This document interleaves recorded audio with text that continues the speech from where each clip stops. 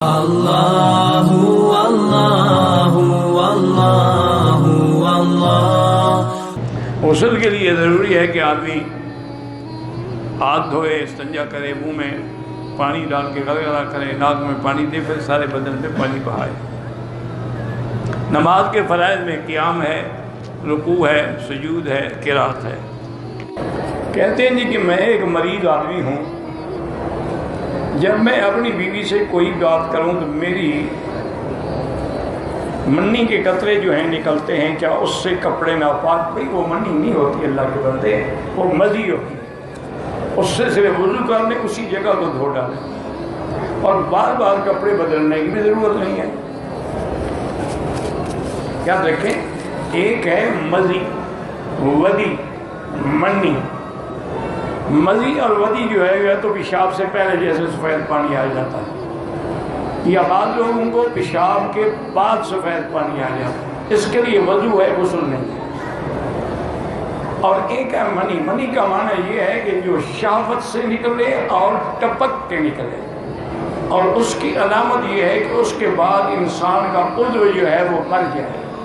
اس کا معنی یہ ہے کہ یہ منی ہے، اس کے لیے غسل ہے۔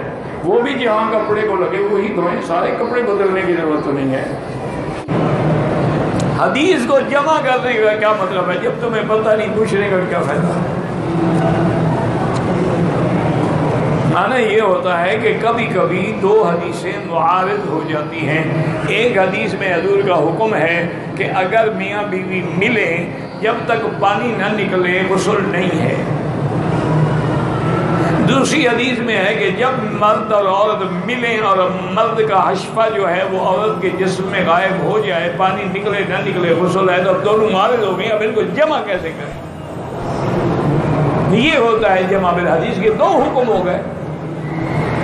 تو بعض محدثین نے تو یہ جمع کیا ہے کہ پہلی حدیث منسوخ ہے، انما الماء من الماء، اور دوسری حدیث جو ہے اذا آپ نے فرمایا کہ دخل الختان وجب الغسل، تو یہ حدیث ناسخ ہے، وہ پہلی ختم ہو گئی۔ اب یہ ہے کہ میاں بیوی ملے ہیں اور انسان کا حشفہ غائب ہوا ہے تو غسل ہو جائے گا، چاہے پانی ہو یا نہ ہو۔ امام ابو حنیفہ رحمۃ اللہ علیہ دونوں حدیثوں پہ عمل کرتے ہیں۔ اب ہماری بدقسمتی ہے نا کہ جو حنفی دو حدیثوں پہ عمل کرے اس کو کہتے ہیں حدیث پہ عمل نہیں کرتے، جو ایک پہ کرے وہ پکا عامل ہے۔ اب یہ اللہ کی شان ہے۔ امام رضا فرماتے ہیں حضور کے دونوں فرمان جو ہے وہ صحیح۔ انما الماء من الماء، پانی یعنی غسل تب ہوگا جب پانی نکلے۔ وہ فرماتے ہیں یہ نیند کی حالت ہے کہ آدمی سو گیا، نیند میں خواب دیکھا لیکن پانی نہیں نکلا تو غسل نہیں ہوگا۔ لیکن اس کو خواب بھی یاد نہیں ہے لیکن کپڑے گندے ہو گئے، پانی نکلا ہوا ہے تو غسل ہوگا۔ یہاں غسل تب ہوگا جب پانی نکلے۔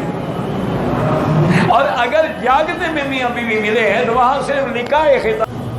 لڑکی والوں کی طرف سے کھانا منع ہے۔ لڑکی والے خوشی سے کھلانا چاہیں تو کیا ہم کھا سکتے ہیں؟ ان کو خوشی کیا ہو رہی ہے؟ مجبور ہیں بیچارے کہ کل کو یہ شرمندہ نہ کریں کہ ہم برات لے کے آئے، ہمیں کھانا بھی نہیں کھلایا۔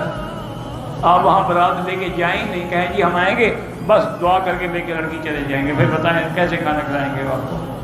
بہرحال کھانا نہ جائے، اب آپ کی مرضی، بہانے بنا ہوئے کچھ کر۔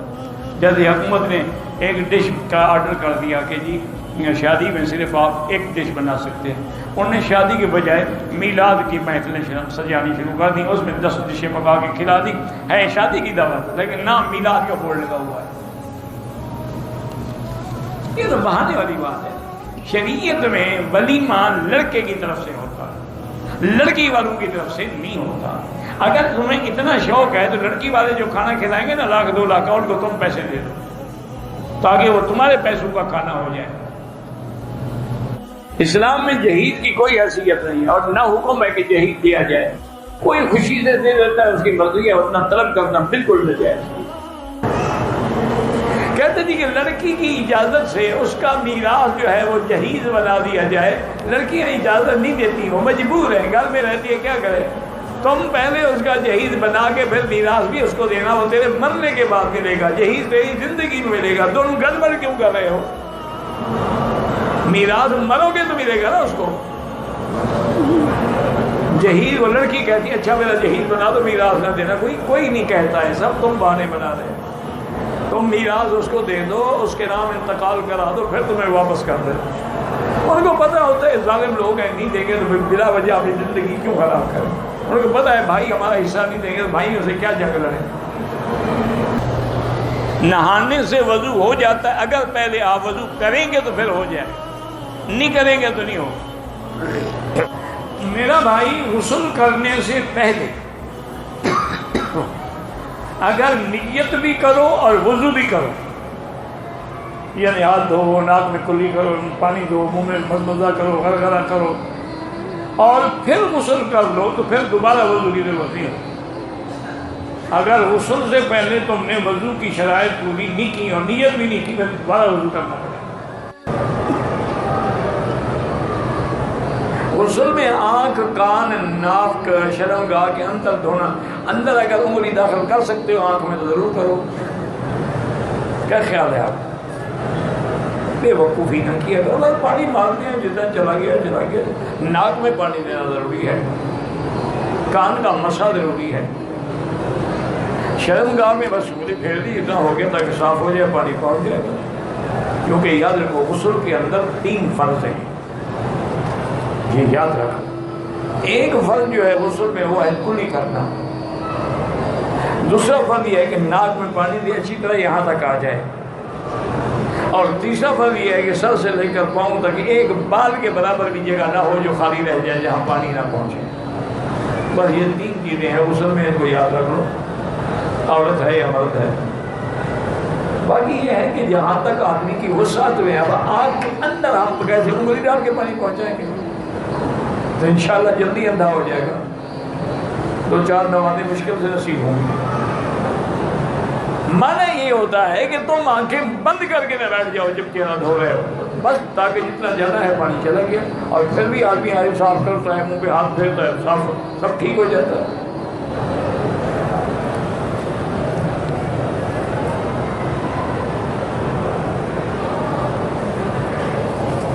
اچھا چلو، عورت تو شرمگاہ میں انگلی ڈال دے، مرد کیسے ڈالے گا؟ وہ بھی احلیل کے اندر انگلی ڈالے گا. اللہ کے بندے ایسی باریکیوں میں نہ پڑا کریں.